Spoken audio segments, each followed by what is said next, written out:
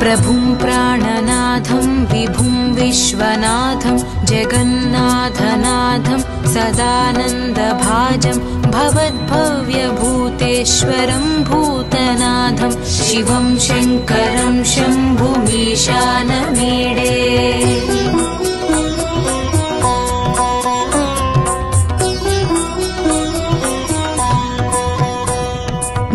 गलेरुण्डमालं तनौ सर्पजालं महाकालकालं गणेशादिपालं जटाजूटगङ्गोत्तरं गैर्विशालं शिवं शङ्करं शम्भुमीशानमीडे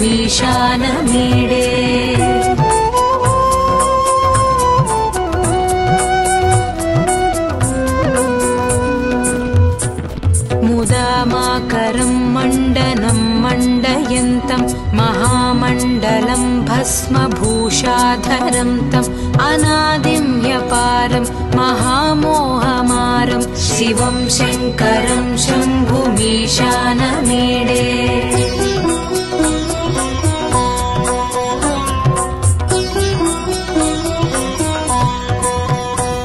वटाधो निवासं महाटाट्टहासं महापापनाशं सदा सुप्रकाशं गिरीशं गणेशं सुरेशं महेशं शिवं शङ्करं शम्भुमीशानमीडे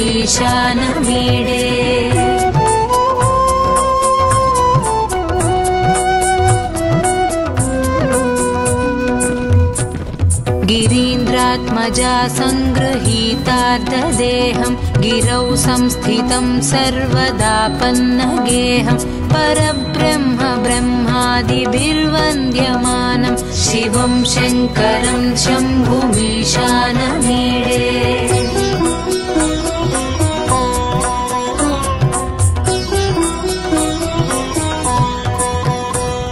कपालं त्रिशूलं कराभ्यां दधानं पदाम्भोजनं रायकामं ददानं बलिवर्धमानं सुराणां प्रधानं शिवं शङ्करं शम्भुमीशानमीडे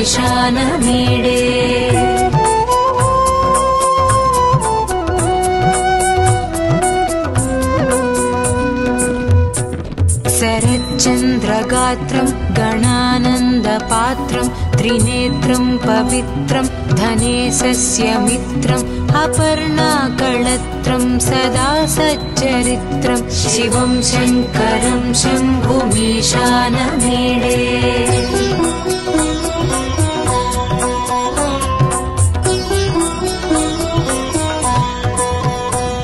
हरं सर्पहारं चिताभूविहारं भवं वेदसारं सदा निर्विकारं श्मशाने वसन्तं मनोजं दहन्तं शिवं शङ्करं शम्भुमीशानमीडे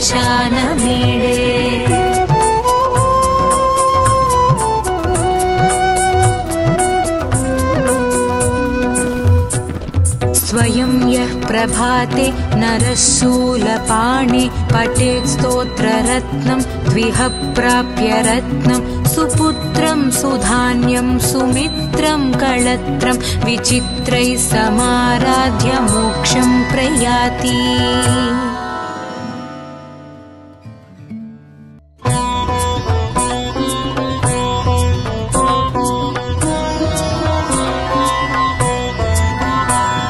प्रभुं प्राणनाथं विभुं विश्वनाथं जगन्नाथनाथं सदानन्दभाजं भवद्भव्यभूतेश्वरं भूतनाथं शिवं शङ्करं शम्भुमीशानमीडे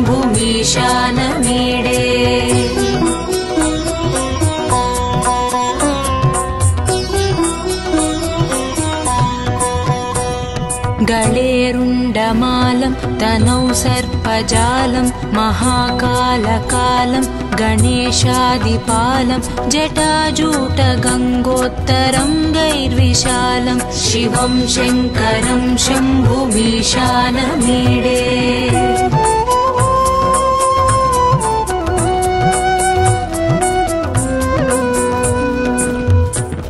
मुदामाकरं मण्डनं मण्डयन्तं महामण्डलं भस्मभूषाधरं भस्मभूषाधरं तम् अनादिं ह्यपारं महामोहमारं शिवं शङ्करं शम्भुमीशानमीडे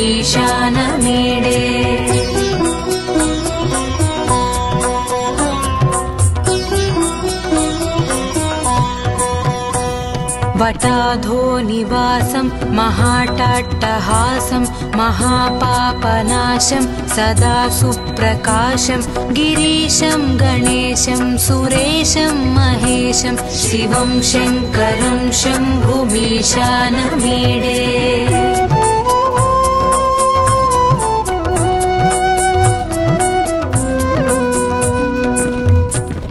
गिरीन्द्रात्मजा सङ्गृहीतार्धदेहं गिरौ संस्थितं सर्वदा पन्नगेहं परब्रह्म ब्रह्मादिभिर्वन्द्यमानं शिवं शङ्करं शम्भुमीशानमीडे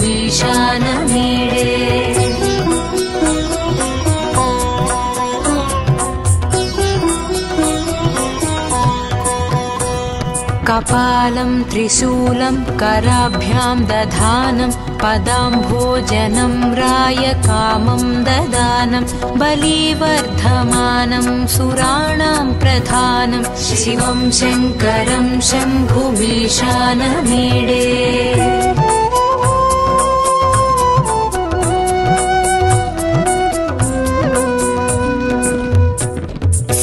शरच्चन्द्रगात्रं गणानन्दपात्रं त्रिनेत्रं पवित्रं धनेशस्य मित्रम् अपर्णाकळत्रं सदा सच्चरित्रं शिवं शङ्करं शम्भुमीशानमीडे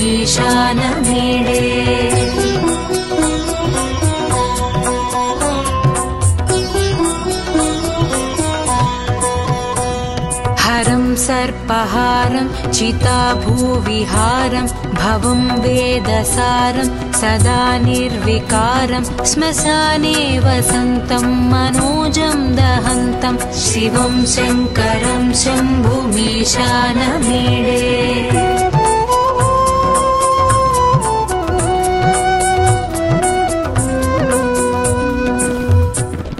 स्वयं यः प्रभाते नरः शूलपाणे पठेत् स्तोत्ररत्नं द्विह प्राप्य रत्नं सुपुत्रं सुधान्यं सुमित्रं कळत्रं विचित्रैः समाराध्य मोक्षं प्रयाति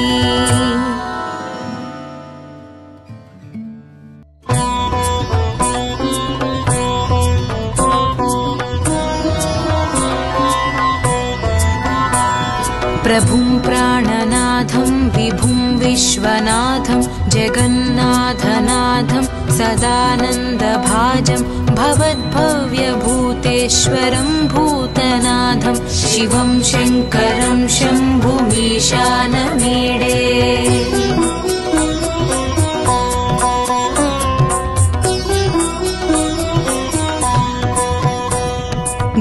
गळेरुण्डमालं तनौ सर्पजालं महाकालकालं गणेशादिपालं जटाजूटगङ्गोत्तरङ्गैर्विशालं शिवं शङ्करं शम्भुमीशानमीडे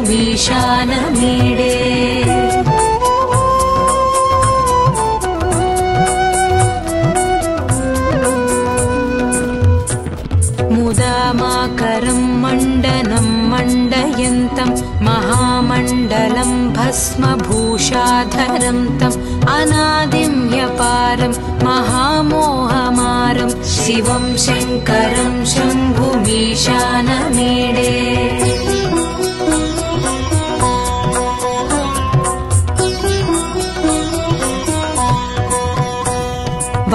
वटाधोनिवासं महाटाट्टहासं महापापनाशं सदा सुप्रकाशं गिरीशं गणेशं सुरेशं महेशं शिवं शङ्करं शम्भुमीशानमीडे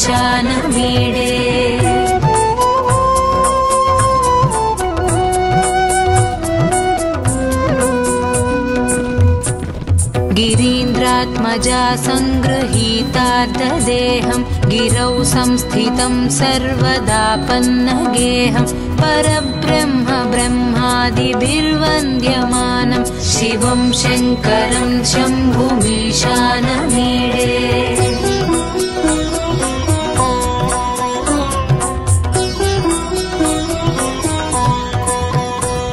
कपालं त्रिशूलं कराभ्यां दधानं पदाम्भोजनं रायकामं ददानं बलिवर्धमानं सुराणां प्रधानं शिवं शङ्करं शम्भुमीशानमीडे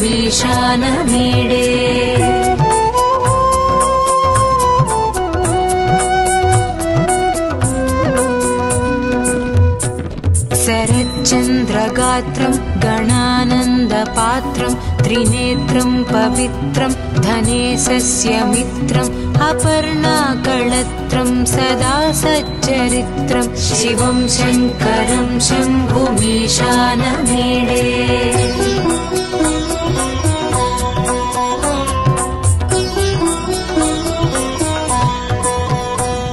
हरं सर्पहारं चिताभूविहारं भवं वेदसारं सदा निर्विकारं श्मशाने वसन्तं मनोजं दहन्तं शिवं शङ्करं शम्भुमीशानमीडे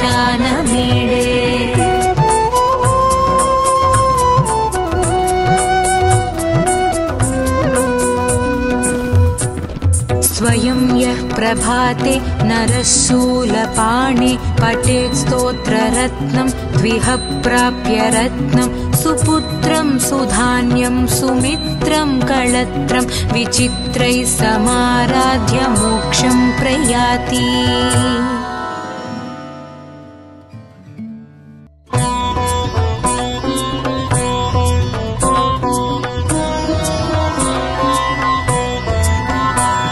प्रभुं प्राणनाथं विभुं विश्वनाथं जगन्नाथनाथं सदानन्दभाजं भवद्भव्यभूतेश्वरं भूतनाथं शिवं शङ्करं शम्भुमीशानमीडे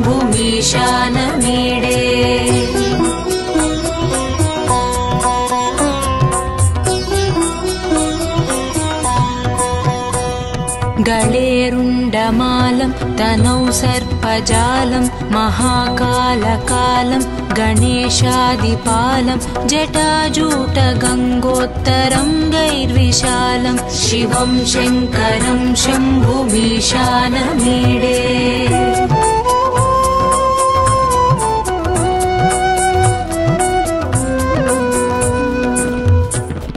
मुदामाकरं मण्डनं मण्डयन्तं महामण्डलं भस्मभूषाधरं तम् अनादिं ह्यपारं महामोहमारं शिवं शङ्करं शम्भुमीशानमीडे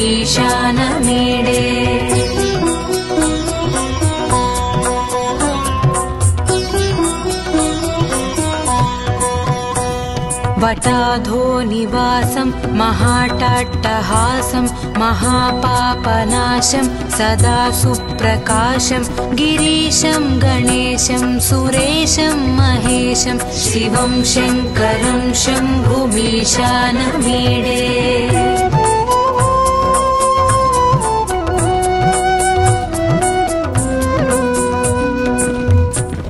गिरीन्द्रात्मजा सङ्गृहीतार्धदेहं गिरौ संस्थितं सर्वदापन्नगेहं परब्रह्म ब्रह्मादिभिर्वन्द्यमानं शिवं शङ्करं शम्भुमीशानमीडे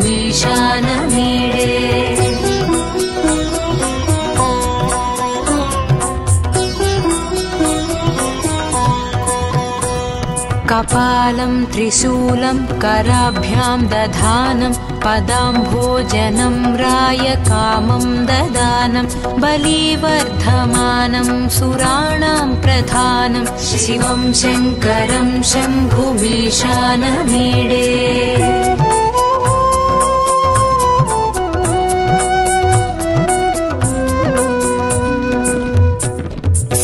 शरच्चन्द्रगात्रं गणानन्द ज्ञानानन्दपात्रं त्रिनेत्रं पवित्रं धनेशस्य मित्रम् अपर्णाकळत्रं सदा सच्चरित्रं शिवं शङ्करं शम्भुमीशानमीडे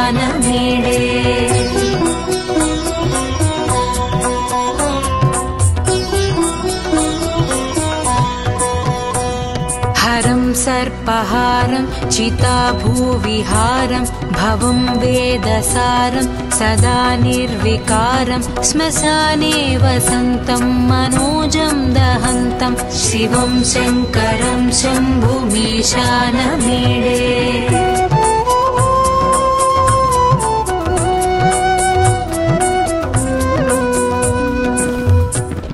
स्वयं यः प्रभाते नरः शूलपाणे पठेत् स्तोत्ररत्नं द्विह प्राप्य रत्नं सुपुत्रं सुधान्यं सुमित्रं कळत्रं विचित्रैः समाराध्य मोक्षं प्रयाति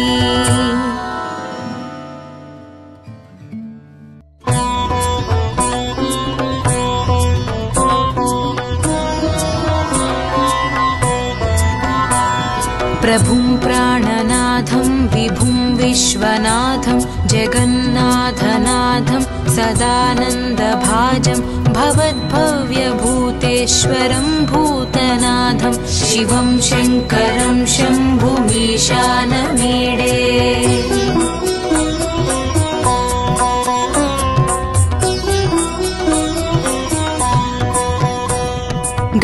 गळेरुण्डमालं तनौ सर्पजालं महाकालकालं गणेशादिपालं जटाजूटगङ्गोत्तरं गैर्विशालं शिवं शङ्करं शम्भुमीशानमीडे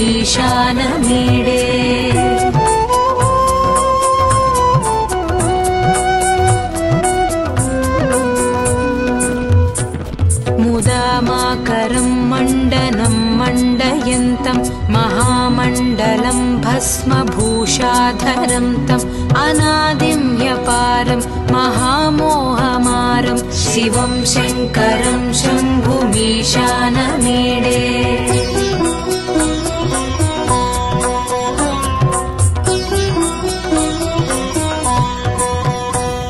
वटाधो निवासं महाटाट्टहासं महापापनाशं सदा सुप्रकाशं गिरीशं गणेशं सुरेशं महेशं शिवं शङ्करं शम्भुमीशानमीडे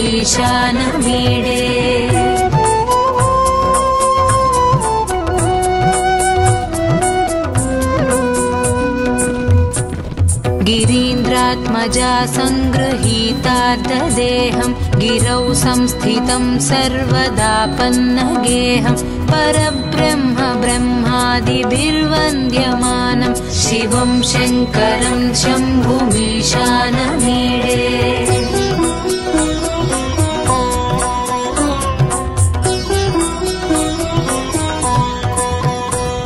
कपालं त्रिशूलं कराभ्यां दधानं पदाम्भोजनं रायकामं ददानं बलिवर्धमानं सुराणां प्रधानं शिवं शङ्करं शम्भुमीशानमीडे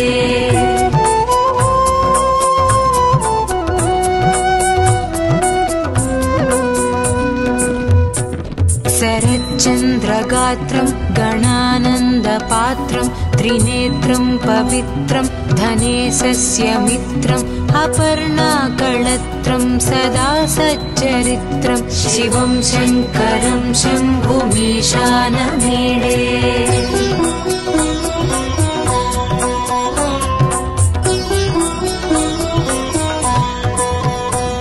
हरं सर्पहारं चिताभूविहारं भवं वेदसारं सदा निर्विकारं श्मशाने वसन्तं मनोजं दहन्तं शिवं शङ्करं शम्भुमीशानमीडे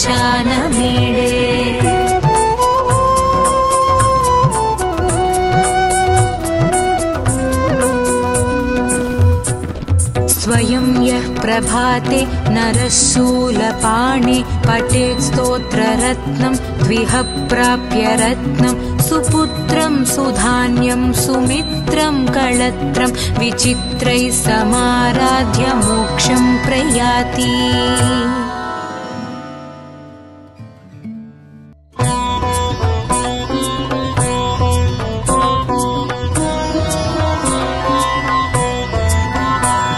प्रभुं प्राणनाथं विभुं विश्वनाथं जगन्नाथनाथं सदानन्दभाजं भवद्भव्यभूतेश्वरं भूतनाथं शिवं शङ्करं शम्भुमीशानमीडे।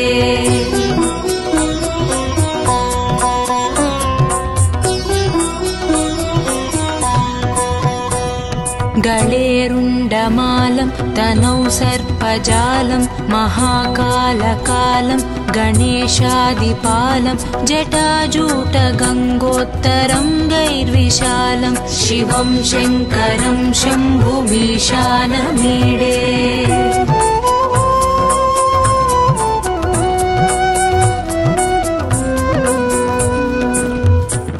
मुदामाकरं मण्डनं मण्डयन्तं महामण्डलं भस्मभूषाधरं तम् अनादिं ह्यपारं महामोहमारं शिवं शङ्करं शम्भुमीशानमीडे।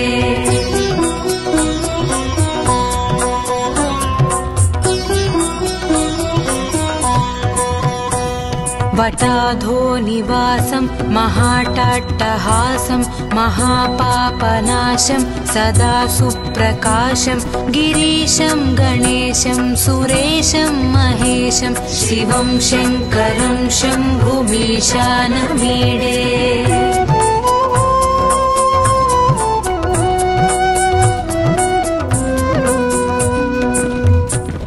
गिरीन्द्रात्मजा सङ्गृहीतार्धदेहं गिरौ संस्थितं सर्वदापन्नगेहं परब्रह्म ब्रह्मादिभिर्वन्द्यमानं शिवं शङ्करं शम्भुमीशानमीडे।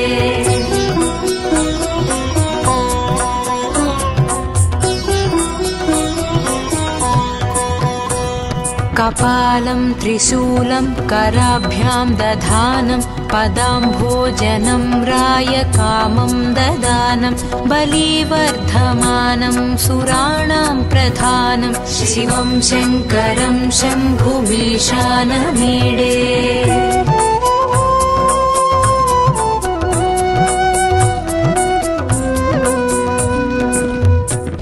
शरच्चन्द्रगात्रं गणानन्दपात्रं त्रिनेत्रं पवित्रं धनेशस्य मित्रम् अपर्णाकळत्रं सदा सच्चरित्रं शिवं शङ्करं शम्भुमीशानमीडे।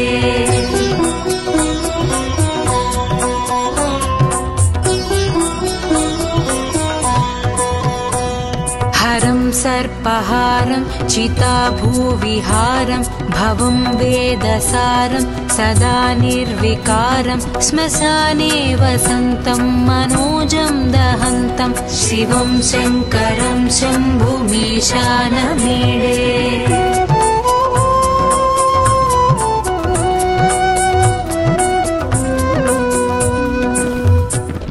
स्वयं यः प्रभाते नरशूलपाणि पठेत् स्तोत्ररत्नं द्विह प्राप्य रत्नं सुपुत्रं सुधान्यं सुमित्रं कळत्रं विचित्रैः समाराध्य मोक्षं प्रयाति।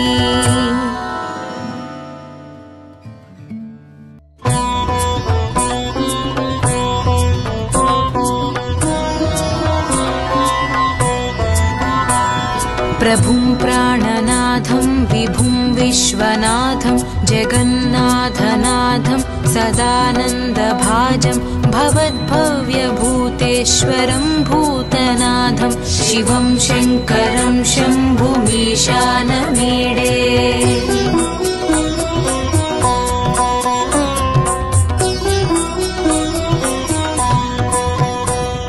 गळेरुण्डमालं तनौ सर्पजालं महाकालकालं गणेशादिपालं जटाजूटगङ्गोत्तरं गैर्विशालं शिवं शङ्करं शम्भुमीशानमीडे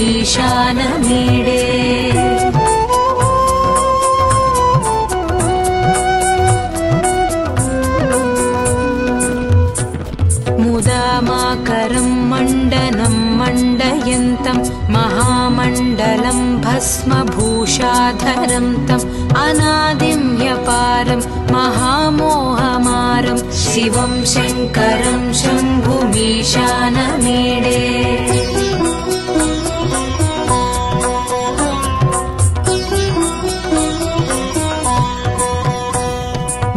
वटाधोनिवासं महाटाट्टहासं महापापनाशं सदा सुप्रकाशं गिरीशं गणेशं सुरेशं महेशं शिवं शङ्करं शम्भुमीशानमीडे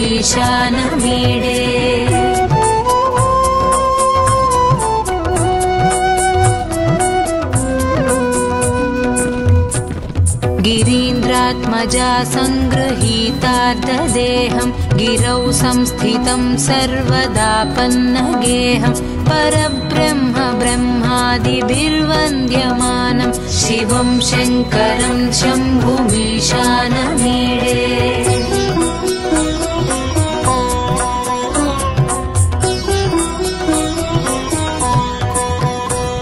कपालं त्रिशूलं कराभ्यां दधानं पदाम्भोजनं रायकामं ददानं बलिवर्धमानं सुराणां प्रधानं शिवं शङ्करं शम्भुमीशानमीडे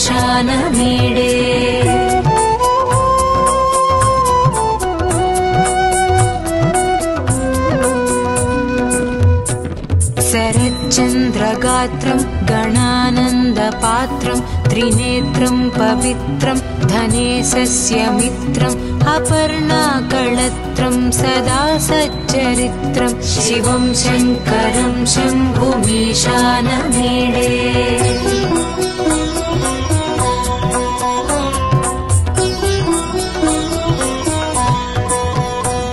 हरं सर्पहारं चिताभूविहारं भवं वेदसारं सदा निर्विकारं श्मशाने वसन्तं मनोजं दहन्तं शिवं शङ्करं शम्भुमीशानमीडे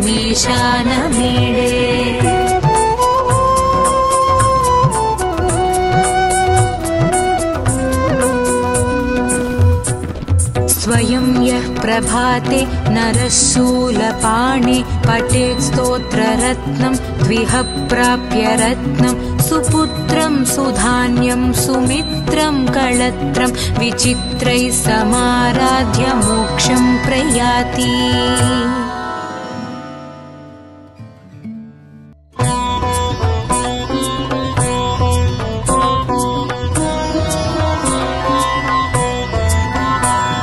प्रभुं प्राणनाथं विभुं विश्वनाथं जगन्नाथनाथं सदानन्दभाजं भवद्भव्यभूतेश्वरं भूतनाथं शिवं शङ्करं शम्भुमीशानमीडे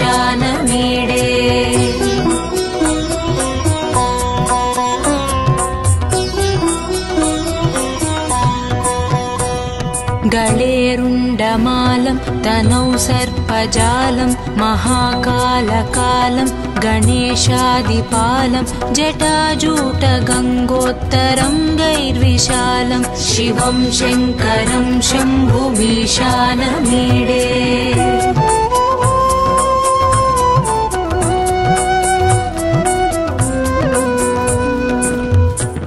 मुदामाकरं मण्डनं मण्डयन्तं महामण्डलं भस्मभूषाधरं तम् अनादिं ह्यपारं महामोहमारं शिवं शङ्करं शम्भुमीशानमीडे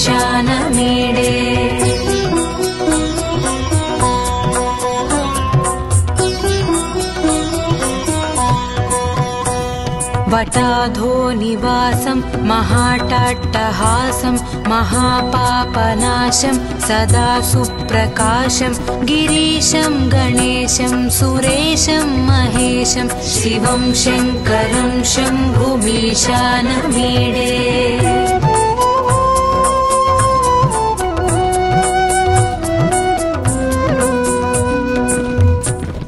गिरीन्द्रात्मजा सङ्गृहीतार्धदेहं गिरौ संस्थितं सर्वदापन्नगेहं परब्रह्म ब्रह्मादिभिर्वन्द्यमानं शिवं शङ्करं शम्भुमीशानमीडे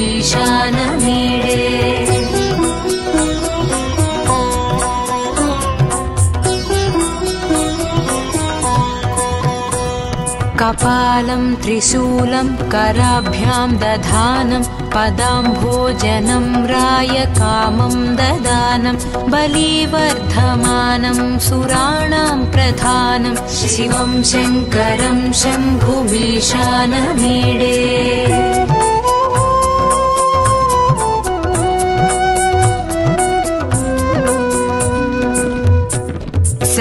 शरच्चन्द्रगात्रं गणानन्दपात्रं त्रिनेत्रं पवित्रं धनेशस्य मित्रम् अपर्णाकळत्रं सदा सच्चरित्रं शिवं शङ्करं शम्भुमीशानमीडे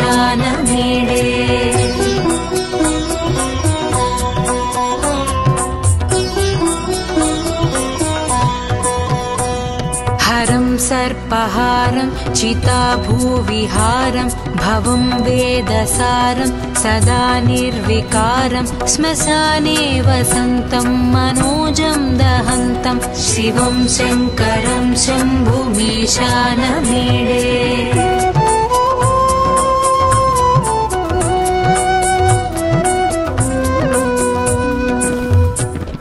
स्वयं यः प्रभाते नरः शूलपाणे पठेत् स्तोत्ररत्नं द्विह प्राप्य रत्नं सुपुत्रं सुधान्यं सुमित्रं कळत्रं विचित्रैः समाराध्य मोक्षं प्रयाति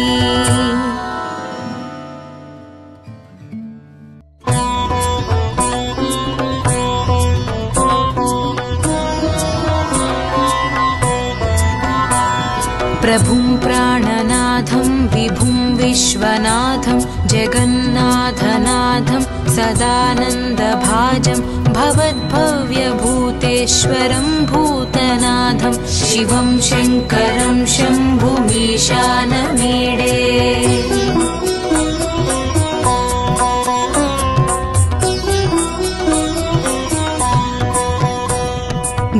गळेरुण्डमालं तनौ सर्पजालं महाकालकालं गणेशादिपालं जटाजूटगङ्गोत्तरङ्गैर्विशालं शिवं शङ्करं शम्भुमीशानमीडे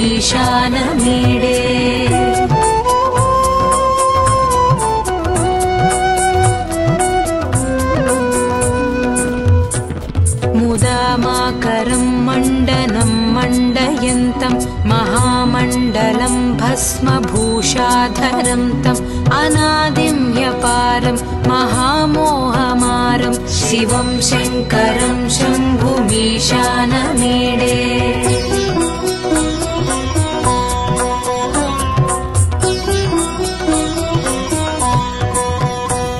वटाधो निवासं महाटाट्टहासं महापापनाशं सदा सुप्रकाशं गिरीशं गणेशं सुरेशं महेशं शिवं शङ्करं शम्भुमीशानमीडे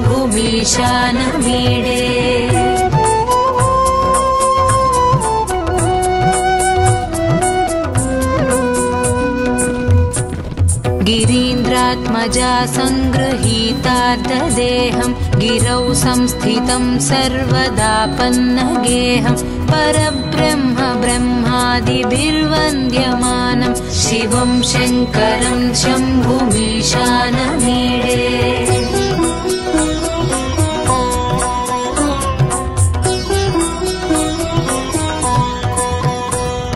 कपालं त्रिशूलं कराभ्यां दधानं पदाम्भोजनं रायकामं ददानं बलिवर्धमानं सुराणां प्रधानं शिवं शङ्करं शम्भुमीशानमीडे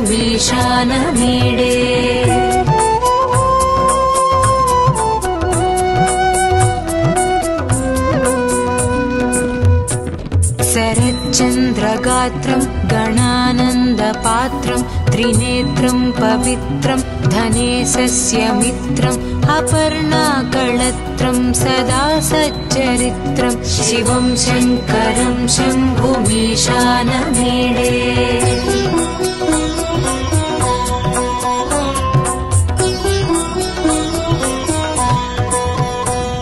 हरं सर्पहारं चिताभूविहारं भवं वेदसारं सदा निर्विकारं श्मशाने वसन्तं मनोजं दहन्तं शिवं शङ्करं शम्भुमीशानमीडे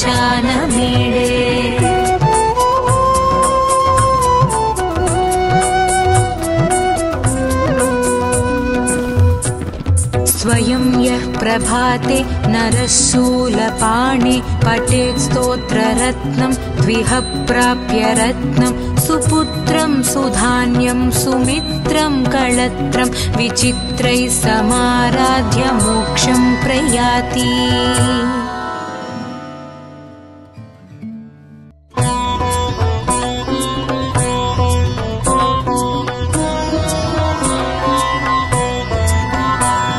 प्रभुं प्राणनाथं विभुं विश्वनाथं जगन्नाथनाथं सदानन्दभाजं भवद्भव्यभूतेश्वरं भूतनाथं शिवं शङ्करं शम्भुमीशानमीडे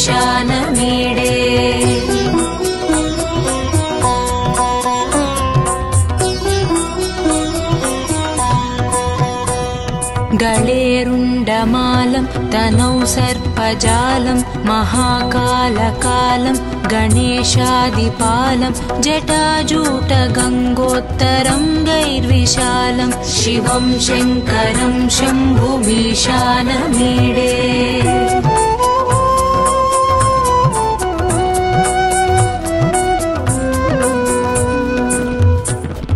मुदामाकरं मण्डनं मण्डयन्तं महामण्डलं भस्मभूषाधरं तम् अनादिं ह्यपारं महामोहमारं शिवं शङ्करं शम्भुमीशानमीडे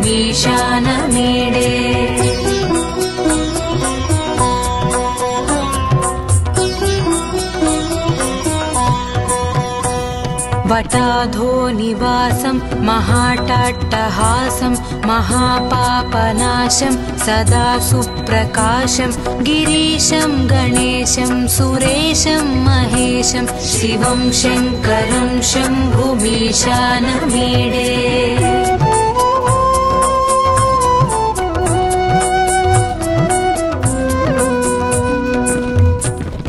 गिरीन्द्रात्मजा सङ्गृहीतार्धदेहं गिरौ संस्थितं सर्वदा पन्नगेहं परब्रह्म ब्रह्मादिभिर्वन्द्यमानं शिवं शङ्करं शम्भुमीशानमीडे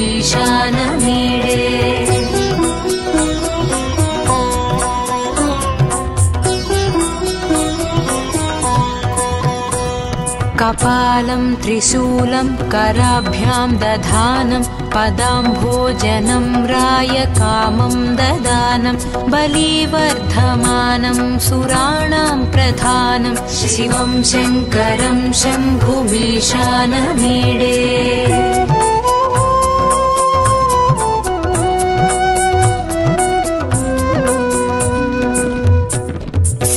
शरच्चन्द्रगात्रं गणानन्दपात्रं त्रिनेत्रं पवित्रं धनेशस्य मित्रम् अपर्णाकळत्रं सदा सच्चरित्रं शिवं शङ्करं शम्भुमीशानमीडे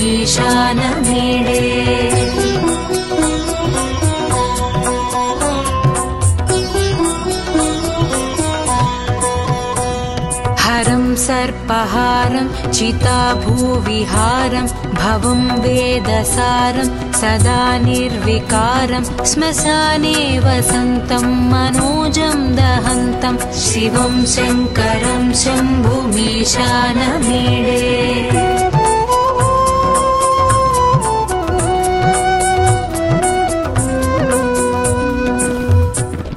स्वयं यः प्रभाते नरः शूलपाणे पठेत् स्तोत्ररत्नं द्विह प्राप्य रत्नं सुपुत्रं सुधान्यं सुमित्रं कळत्रं विचित्रैः समाराध्य मोक्षं प्रयाति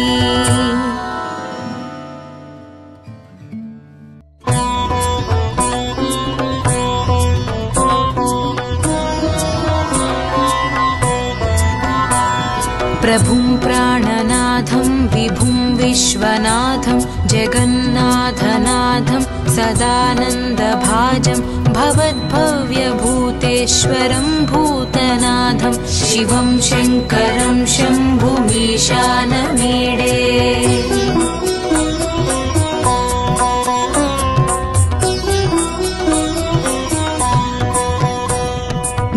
गळेरुण्डमालं तनौ सर्पजालं महाकालकालं गणेशादिपालं जटाजूटगङ्गोत्तरङ्गैर्विशालं शिवं शङ्करं शम्भुमीशानमीडे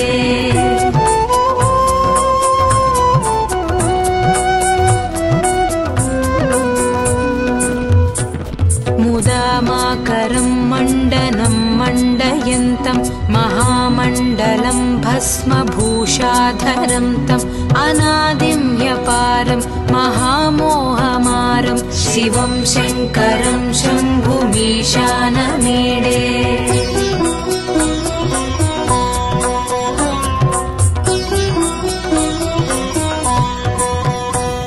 वटाधो निवासं महाटाट्टहासं महापापनाशं सदा सुप्रकाशं गिरीशं गणेशं सुरेशं महेशं शिवं शङ्करं शम्भुमीशानमीडे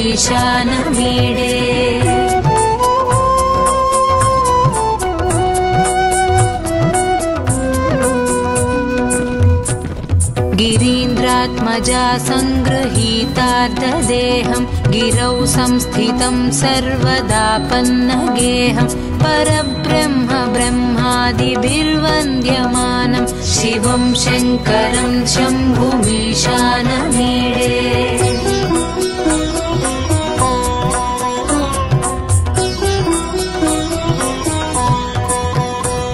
कपालं त्रिशूलं कराभ्यां दधानं पदाम्भोजनं रायकामं ददानं बलिवर्धमानं सुराणां प्रधानं शिवं शङ्करं शम्भुमीशानमीडे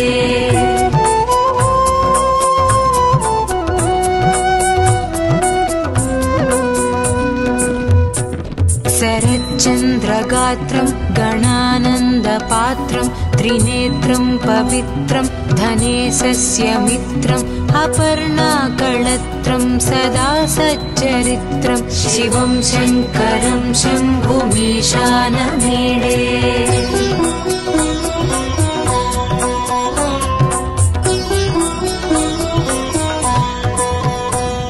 हरं सर्पहारं चिताभूविहारं भवं वेदसारं सदा निर्विकारं श्मशाने वसन्तं मनोजं दहन्तं शिवं शङ्करं शम्भुमीशानमीडे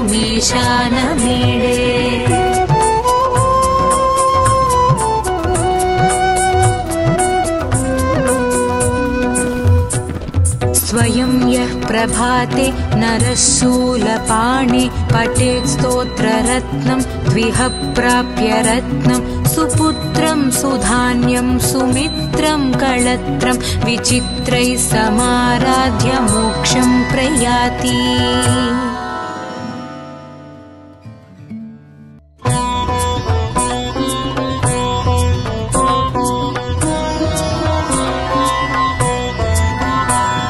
प्रभुं प्राणनाथं विभुं विश्वनाथं जगन्नाथनाथं सदानन्दभाजं भवद्भव्यभूतेश्वरं भूतनाथं शिवं शङ्करं शम्भुमीशानमीडे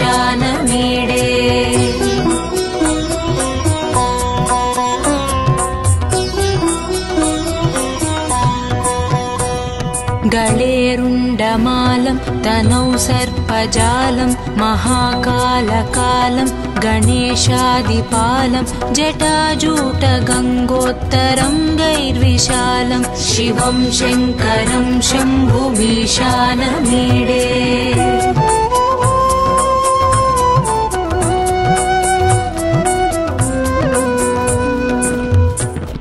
मुदामाकरं मण्डनं मण्डयन्तं महामण्डलं भस्मभूषाधरं तम् अनादिं ह्यपारं महामोहमारं शिवं शङ्करं शम्भुमीशानमीडे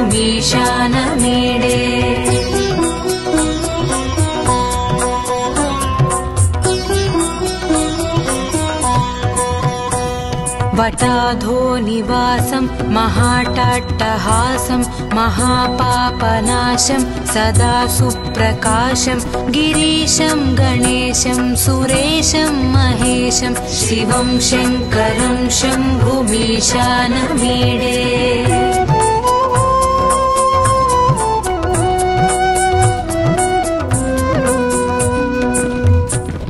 गिरीन्द्रात्मजा सङ्गृहीतार्धदेहं गिरौ संस्थितं सर्वदापन्नगेहं परब्रह्म ब्रह्मादिभिर्वन्द्यमानं शिवं शङ्करं शम्भुमीशानमीडे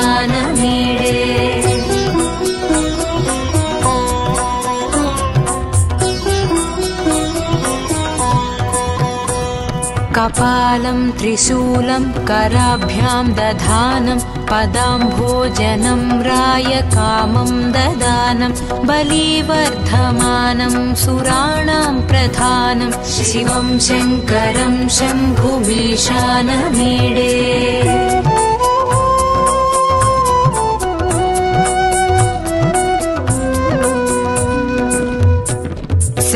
शरच्चन्द्रगात्रं गणानन्दपात्रं त्रिनेत्रं पवित्रं धनेशस्य मित्रम् अपर्णाकळत्रं सदा